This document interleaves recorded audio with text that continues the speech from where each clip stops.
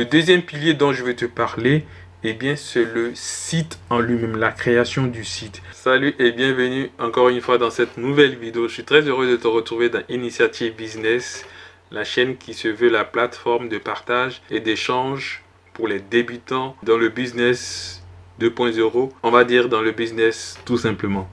Alors je suis Wilfried, l'animateur de cette plateforme, et aujourd'hui j'ai décidé de te parler des 3 piliers que j'ai pu apprendre dans le business de l'affiliation.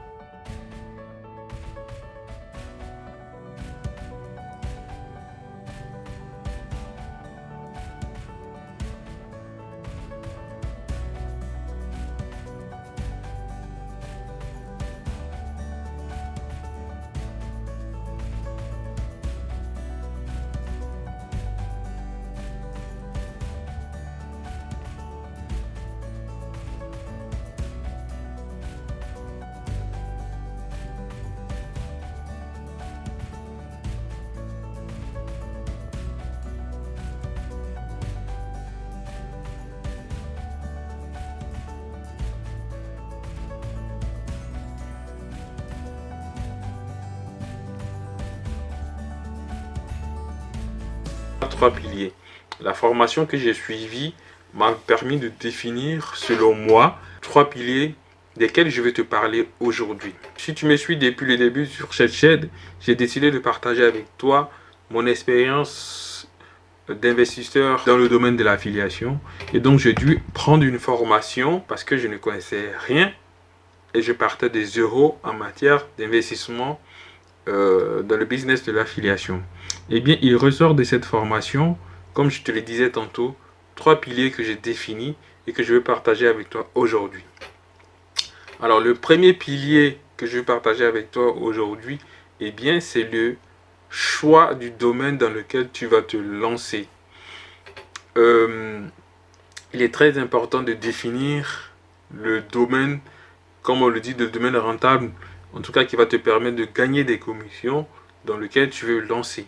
Alors, il est plus simple pour toi, si tu veux, d'être spécialisé dans un domaine, dans le domaine dans lequel tu te lances. Je prends un exemple simple. Si tu es passionné de cuisine, c'est plus intéressant pour toi de créer un blog dans lequel tu vas parler de cuisine, tu vas partager les menus, et tu vas proposer des plats, et en rapport avec justement la thématique que tu auras développée, tu pourras créer des liens d'affiliation, c'est-à-dire que tu vas proposer, tu vas conseiller. Il faut toujours se positionner en termes de conseil. Donc tu conseilles tous tes visiteurs, en tout cas toutes les personnes qui arrivent sur ton site, et tu les orientes vers les choix qualitatifs que toi tu auras définis et que tu auras soit expérimenté, soit avec l'expérience donc que tu as, tu pourras les orienter par rapport à ça.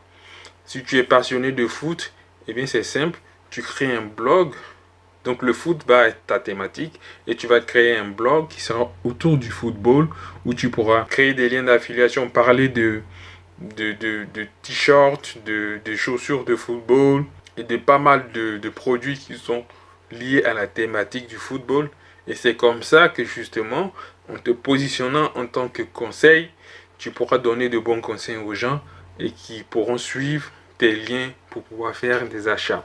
Alors, si tu n'es pas spécialisé dans un domaine bien précis, tu peux simplement te servir de moteur de recherche.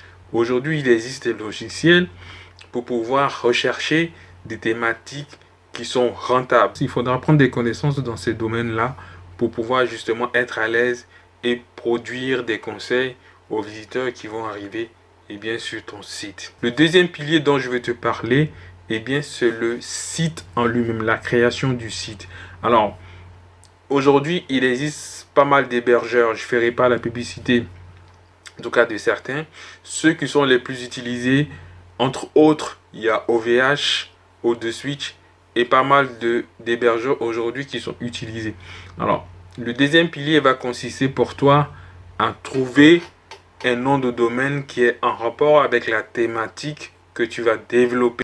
Eh bien, si tu es passionné, et je te donne un exemple, si tu es passionné de cuisine et que tu crées un blog qui a trait à la cuisine, tu pourras créer un blog dénommé mesidesdecuisine.com. Par exemple, dans ce blog-là, tu pourras donc conseiller tous ceux qui viendront sur ton site. Alors, ce qui est important dans ce deuxième pilier, eh bien, c'est le contenu de ton blog. Il va falloir créer un contenu qui est efficace, il va falloir créer un contenu qui est attrayant, il va falloir créer un contenu en tout cas qui permet au lecteur de ne pas s'ennuyer et de très vite se retrouver donc dans ces orientations et dans les conseils que tu donnes. Le troisième et dernier pilier dont je vais te parler, eh bien, c'est le référencement.